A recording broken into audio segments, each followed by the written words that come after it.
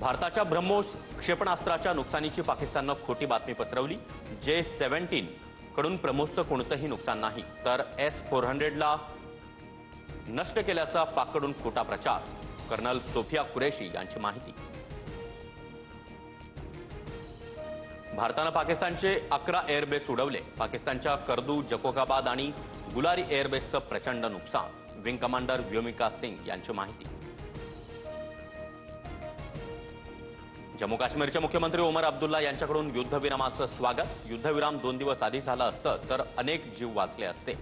आता काश्मीरमधील जनजीवन पूर्ववत करण्यावर भर देणार ओमर अब्दुल्ला यांची प्रतिक्रिया। भारत पाकिस्तानमध्ये लष्करी कारवाई थांबवण्यावर एकमत। मात्र सिंधू जल करार स्थगितीचा भारताचा निर्णय कायम असणार। 12 तारखेला DJMONमध्ये केवळ युद्धासंदर्भातच चर्चा होणार। युद्धविरामासंदर्भात काँग्रेसची सर्वपक्षीय बैठकीची मागणी। संसदेचं विशेष अधिवेशन बोलवा। 18 दिवसांच्या घटनाक्रमाची माहिती द्या। काँग्रेस नेते जयराम रमेश यांची सरकारकडे मागणी।